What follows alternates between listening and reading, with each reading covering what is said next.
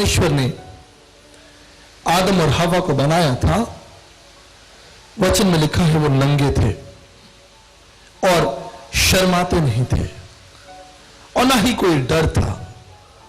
लेकिन जब पाप आदम और हवा के जीवन में आया, वो परमेश्वर की उपस्थिति से डरने लगे, छिपने लगे।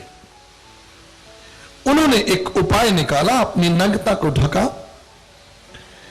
लेकिन शायद वो उपाय परमेश्वर की दृष्टि में बहुत सीमित था। अंजीर के पत्ते बहुत देर तक नहीं चलने वाले, इसलिए वचन बताता है स्वयं परमेश्वर ने आदम और हवा की नग्नता को ढकने के लिए एक उपाय निकाला। उसने एक बलिदान किया। यह बलिदान एक निष्कलंक मेमने का किया गया और उसके चमड़े से आदम और हवा की नग्नता को ढका गया। मैं विश्वास करता हूं कि यह बलिदान एक प्रतिबिंब है, एक उदाहरण है, एक प्रकाशन है। दरअसल इस बलिदान की परिपूर्ति, इसकी समझ, इसकी गहराई हमें नए नियम में मिलती है। जब संपूर्ण मानव जाति पाप में गिर गई, इससे कोई फर्क नहीं पड़ता हम किस जाति, समाज, भाषा, कुल क्षेत्र, स्थान के हैं। जब संपूर्ण विश्व पाप में गिर गया, बाइबल कहती है हम सब ने अपना मार्ग ले लिया और हम मन, वचन और कर्म से पापी हो गए। और उस पाप की नग्नता को ढकने के लिए मनुष्य ने बहुत से प्रयास किए और आज भी वो प्रयास जारी है। मनुष्य सोचता है कि उसके सीमित प्रयासों के द्वारा उसका पाप ढका जा सकता है। ये बिल्कुल ऐसा है कि अगर आपको कोढ़ हो और आप ऊपर से अच्छे कपड़े पहन ले, इसका मतलब यह नहीं कि आप बीमार नहीं हैं, यह आपका कोढ़ चला गया। मनुष्य पापी है और इससे कोई फर्क नहीं पड़ता कि वो किस जाति, धर्म, सिद्धांत, शिक्षा इत्यादि को अपने ऊपर ओढ़ ले, क्योंकि उसका पाप उसके अंदर बना हुआ है। बाइबल कहती है मन में असाध्य रोग लगा है और मन के रोग को, वो पाप, वो अंधकार, वो बुराइयां जो हमारे मन के अंदर हैं, हमारे जीवन के अंदर है, वो मनुष्य बाहरी रूप से नहीं ढक सकता। और इसलिए जरूरी है कि उस समस्या में स्वयं परमेश्वर अपना हस्तक्षेप करे, जैसे उसने आदम और हव्वा की नग्नता को ढका था। जब तक परमेश्वर कोई उपाय ना निकाले, मनुष्य इस पाप की गहराई से निकल नहीं सकता। भारतीय दर्शन शास्त्र में लिखा है नायमात्मा प्रवचने लभ्यो मेघाना बहुना श्रुतेन, मुंडकोपनिषद 3:2-3, कठोपनिषद 12:23 में लिखा है ज्ञान की लुभावनी बातें नायमात्मा प्रवचने लभ्यो मेघाना बहुना श्रुतेन। यह खंड पवित्र शास्त्र बाइबल नहीं, लेकिन भारतीय दर्शन से लिया गया है। ज्ञान की लुभावनी बातों को सुनने से मनुष्य का असाध्य रोग, पाप दूर नहीं हो सकता। नायमात्मा प्रवचने लभ्यो मेघाना बहुना श्रुतेन, उन सिद्धांतों को जिनको स्वयं मनुष्यों ने बनाया है। मनुष्य जो उपाय कर रहा है, उस उपाय से मनुष्य के पाप क्षमा नहीं हो सकते, ऐसा भारतीय दर्शन बताता है। और पाप की गहरी जड़ें मनुष्य को प्रतिदिन खोखला कर रही हैं।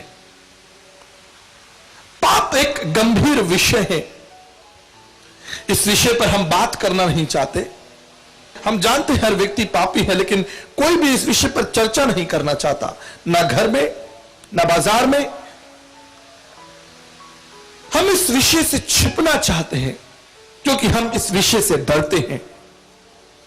हम सब जानते हैं कि हमने पाप किया है, लेकिन बड़ा कठिन है कि हम अपने पाप को उजागर करें, अपने पाप के विषय में चर्चा करें। या किसी को बताएं या क्षमा मांगे। अगर एक व्यक्ति पाप कर भी लेता है तो उसके लिए बड़ा कठिन है कि वो उस व्यक्ति से क्षमा मांगे जिसके विरोध में उसने पाप किया है या परमेश्वर के विरोध में। इसलिए वचन बताता है जब आदम और हव्वा ने पाप किया तो वो पाप से ग्रसित होकर परमेश्वर की उपस्थिति से छिपने और डरने लगे।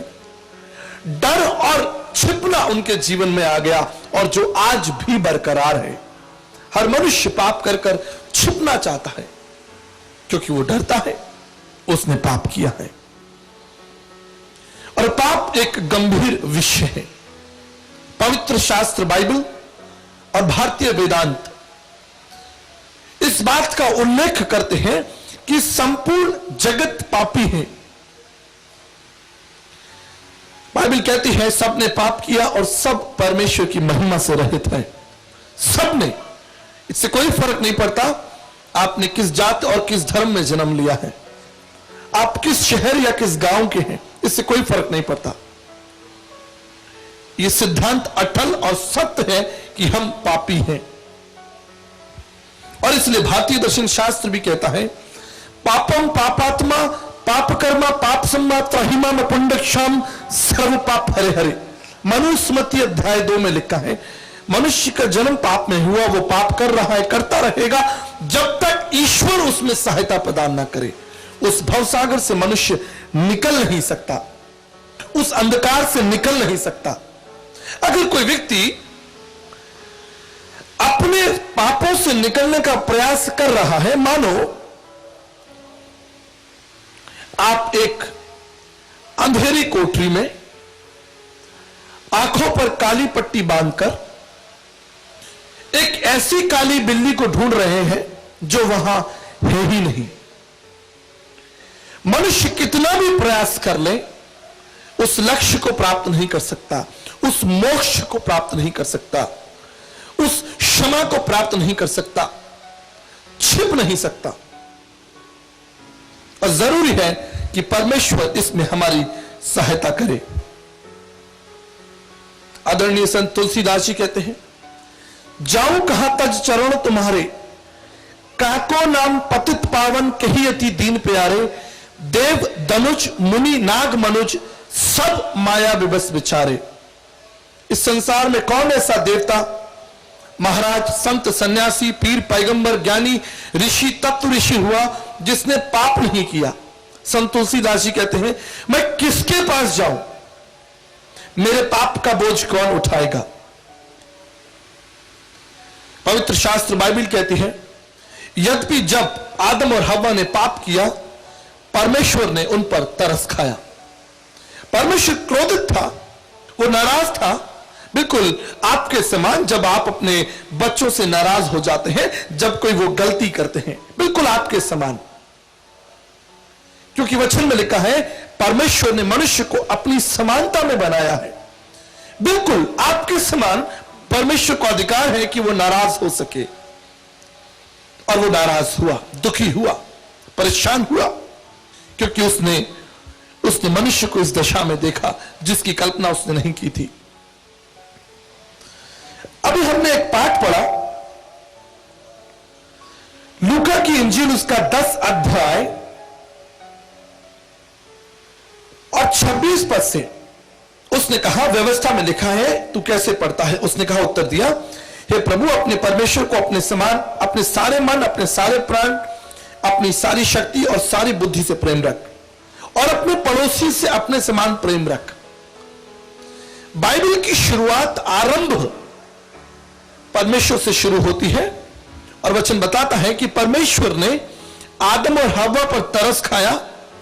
और यहां पर यह खंड बताता है वही परमेश्वर हमें शिक्षा देता है कि हम परमेश्वर से प्रेम रखें और इसी में हमारे लिए भलाई है, इसी में हमारे लिए जीवन है। लिखा है यीशु ने उत्तर दिया, एक मनुष्य यरूशलेम से यरीहो को जा रहा था कि डाकुओं ने घेर कर उसके कपड़े उतार लिए और मार पीट कर उसे अधमरा छोड़कर चले गए। और ऐसा हुआ कि उसी मार्ग से एक याजक जा रहा था, परंतु उसे देखकर कतरा कर चल गया। उसे देखकर कतरा कर चला गया। इस रीति से एक लेवी उस स्थान पर आया, वह भी उसे देखकर कतरा कर चला गया, परंतु एक सामरी यात्री वहां आया और उसे देखकर तरस खाया। इस शब्द पर ध्यान दीजिएगा। बाइबल कहती है याजक और लेवी, शास्त्री, फरीसी उस स्थान से निकले, लेकिन उन्होंने उस व्यक्ति पर तरस नहीं खाया। लेकिन इस व्यक्ति ने, जो एक सामरी यात्री था, इसने उस पर तरस खाया। मैं आपको बताना चाहता हूं, परमेश्वर ने मनुष्य को जीवन और मृत्यु दोनों ही दिए हैं। परमेश्वर ने मनुष्य को चुनने की शक्ति दी है। परमेश्वर ने मनुष्य को अपनी समानता में बनाया है और यह अधिकार और स्वतंत्रता हमें दिया है कि हम अपने जीवन से क्या करें। उन शास्त्रियों ने अपने अधिकार का इस्तेमाल किया। उनका अधिकार कहता है कि हमें इस व्यक्ति से कुछ लेना देना नहीं। यह उनकी स्वतंत्रता है, यह उनका आयाम है। लेकिन विपरीत यह सामरी यात्री जो स्मारक से निकल रहा था, उसने परमेश्वर के उस भलाई को, उस सिद्धांत को, जहां परमेश्वर ने कहा था कि मैं मनुष्य को अपनी समानता में बनाऊंगा। परमेश्वर भला है, परमेश्वर तरस खाने वाला है, परमेश्वर दया करने वाला है, परमेश्वर प्रेम करने वाला है। इस सामरी यात्री ने परमेश्वर के उस सिद्धांत को अपने जीवन में अवसर दिया। उसने उस व्यक्ति पर तरस खाया। मेरे प्रियो, आज वही परमेश्वर हमें देखता है और बिल्कुल इस व्यक्ति के समान जिसके विषय में लिखा है, जिसे डाकुओं ने लूट लिया था, जिसे नंगा कर दिया था, जिसके कपड़े उतार लिए गए, जिसे मारा और पीटा गया, जो घायल था। हमारी दशा बिल्कुल इस व्यक्ति के समान है। बिल्कुल हम इस व्यक्ति के समान हैं। हम घायल हैं, हम निराश हैं, दुखी हैं, परेशान हैं, क्योंकि समाज और समाज के सिद्धांतों ने, समाज की झूठी रीतियों ने, समाज के झूठे निकम्मे रीति रिवाजों ने मनुष्य को भ्रम में डाल दिया है। और वो मनुष्य जो परमेश्वर की समानता में था, उस मनुष्य को पाप में गिरा दिया। झूठी निकम्मी शिक्षाएं। और तब हमारे बीच बहुत से शास्त्री, फरीसी, ज्ञानी, ऋषि, तत्व ऋषि, बड़े बड़े दर्शन शास्त्री, बाइबल कहती है, हमारी दशा को देखते हैं और चुपचाप चले जाते हैं, क्योंकि उनके पास हमारे लिए कोई समाधान नहीं है। और कई हालातों में हम देखते हैं कि अगर कोई व्यक्ति मर रहा है तो संभव है कि हम उसे मरता हुआ छोड़कर चले जाएं। हमारे पास तुम्हारे लिए कोई उपाय है ही नहीं। और इसलिए बाइबल बताती है, बाइबल सिखाती है कि मनुष्य जो पाप में गिरा है, उसकी सहायता केवल परमेश्वर कर सकता है। हालेलुया। यह अधिकार और यह सामर्थ्य परमेश्वर को है कि परमेश्वर मनुष्य को पाप के भवसागर से निकाल ले। इसलिए मुंडकोप उपनिषद 3:2-3, कठोप उपनिषद 12:23 के अनुसार यह ज्ञान से नहीं हो सकता, मनुष्य के झूठे ज्ञान से नहीं हो सकता। विवेक चूड़ामणि 16 में लिखा है, वदंतु शस्त्राणि यजंतु देवान कुर्वंतु कर्माणि भजंतु देवा। जैसे आदम ने अपनी नंगता को ढकने के लिए उन अंजीर के पत्तों का सहारा लिया, मनुष्य आज सहारा ले रहा है। दर्शन शास्त्रों में लिखा है, विवेक चूड़ामणि 16 में, शास्त्रों को पढ़ने में मनुष्य को लगता है कि हमारी मुक्ति है, हमारा मोक्ष है। लेकिन भारतीय दर्शन विवेक चूड़ामणि 16 में लिखा है, शास्त्रों को पढ़ने, संतों, महाराज, गुरु, पीर, पैगंबरों की शरण में जाने, उनसे यज्ञ करने और करवाने से मनुष्य को मोक्ष नहीं मिलता, ये छुटकारा नहीं मिलता। आदरणीय गुरु नानक साहब कहते हैं, अधिक जतन नहीं होत छुटारा। मनुष्य कितना भी प्रयास कर ले, इस भवसागर से नहीं निकल सकता। मौसम कौन कुटिल खल खामी, पापी कौन बड़ो है मोसे, सब पतितन में नामी। देव धनुज मुनि नाग मनुज, सब माया विबस बिचारे। कोई आपकी सहायता नहीं कर सकता, फिर भी मनुष्य प्रयास कर रहा है, बिल्कुल आदम के समान। वो सोचता है कि उसके उपायों के द्वारा, उसके सिद्धांतों के द्वारा उसकी नग्नता, उसका पाप ढका जा सकता है। स्कंद पुराण काशी खंड 6 में लिखा है, न शरीरम मल त्याग तो नरो भवती निर्मला, मनसु तु मले व्यक्त भवक्त सु निर्मला। हमारे कई मित्र, कई समाज के सिद्धांत है कि हम पाप कर रहे हैं, करते रहेंगे, और साल में, 2 साल में, 5 साल में एक बार जाकर एक विशेष नदी में स्नान कर लेंगे और हमारे पाप धुल जाएंगे। ऐसा लोगों का मानना है, सोचना है। हम पाप कर रहे हैं मन से, वचन से और कर्म से। संत डोंगरे जी महाराज भागवत रहस्य में कहते हैं, मन से, वचन से और कर्म से मनुष्य पापी है। और ऐसा लोगों का मानना है कि साल, 2 साल, 5 साल में जाकर एक विशेष स्थान पर स्नान कर लेंगे, हमारे पाप धुल जाएंगे। ये मानना है, सोचना है, बिल्कुल आदम के समान, कि मैंने अपनी नग्नता को ढक लिया है। लेकिन उसे पता नहीं कि यह भ्रम बहुत देर तक नहीं चलेगा। भारतीय दर्शन शास्त्र में लिखा है, शरीर के मल को छुड़ाने से मुक्ति प्राप्त नहीं होगी। शरीर का मल छुड़ाने से मनुष्य को मोक्ष नहीं मिल सकता। संत कबीरदास जी कहते हैं, नहाए धोए से क्या हुआ, मन का मैल ना जाए, और मीन सदा जल में रहे, धोए बास ना जाए। एक मछली जो जीवन भर पानी में रहती है, जब पानी उसकी बदबू नहीं मिटा पाया, तो तुम्हारे अधर्म कैसे मिटा पाएगा।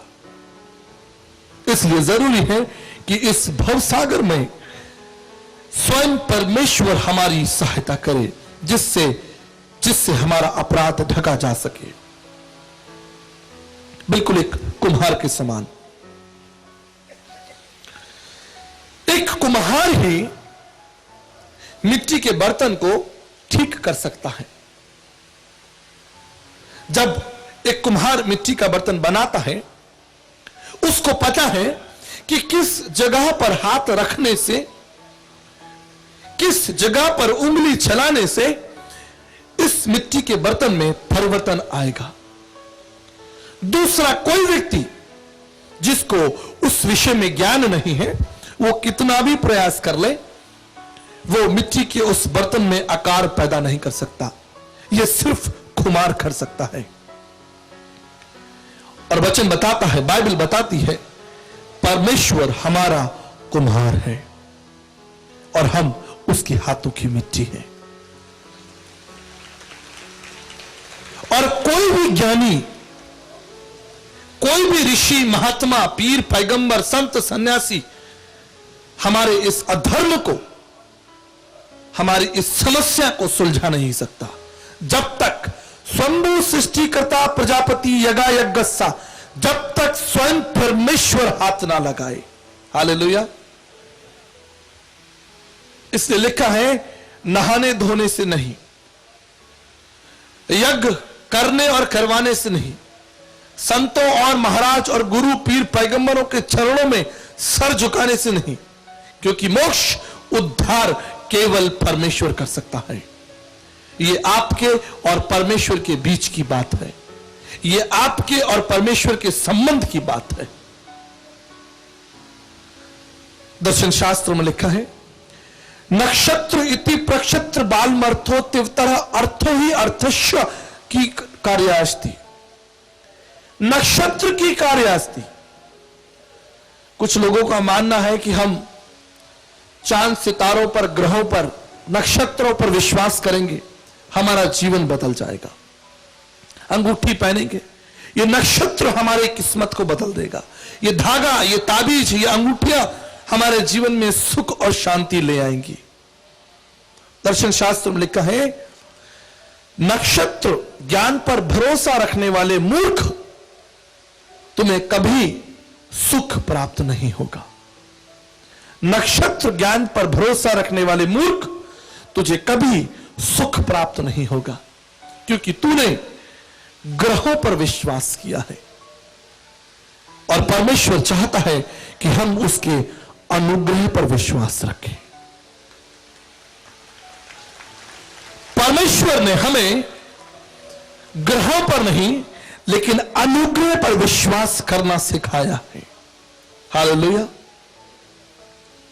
और जब तक वो हमारी सहायता ना करे, हमारी परिस्थिति बदल नहीं सकती।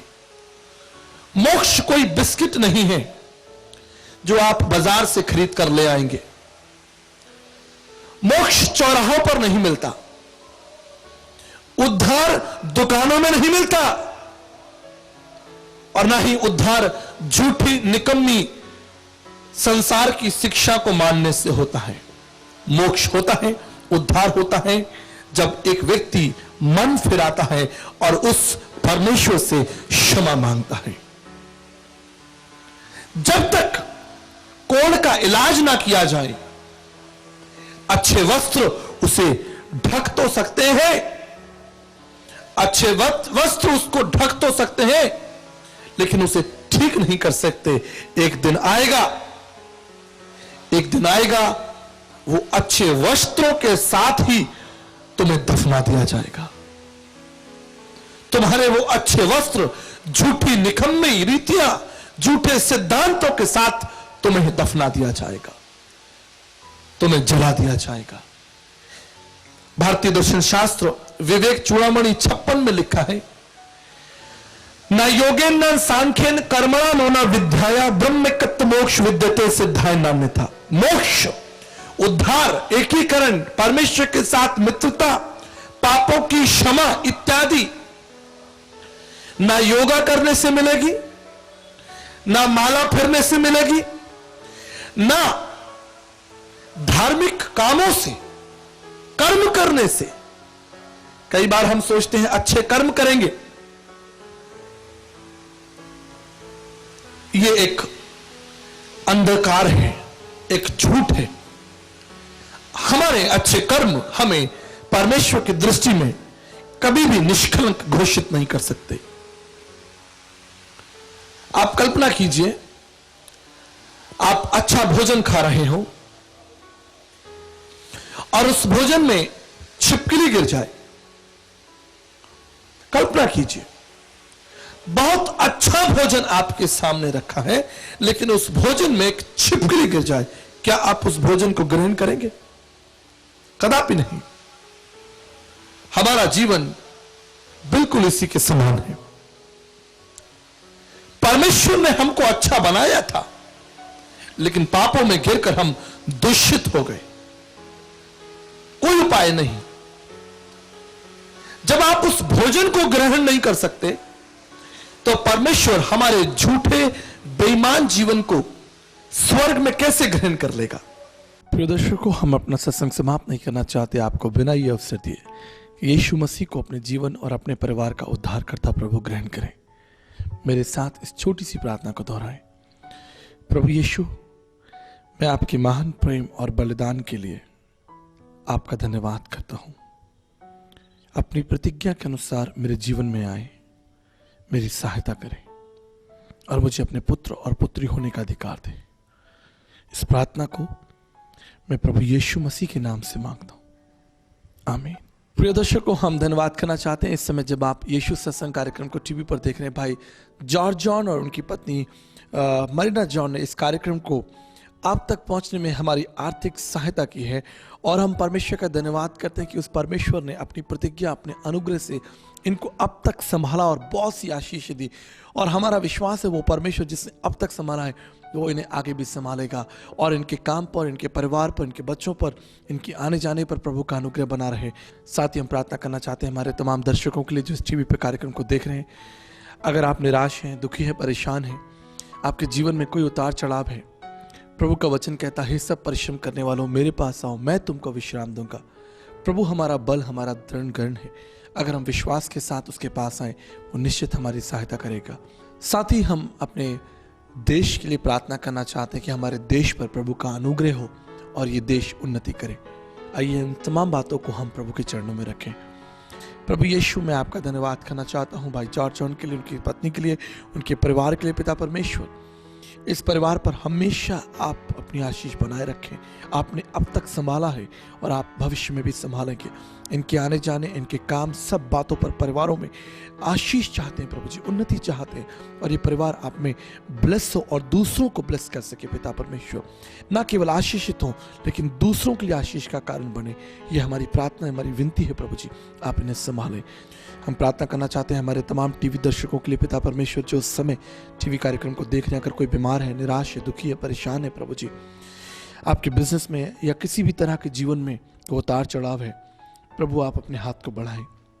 आपका हाथ बलवंत और सामर्थ्य है। हम धन्यवाद करते हैं प्रभु जी, जिन्होंने विश्वास से प्रार्थना की है वो निश्चित अपना प्रतिफल पाएंगे। साथ ही पिता परमेश्वर, हम प्रार्थना करते हैं अपने भारत देश के लिए प्रभु जी।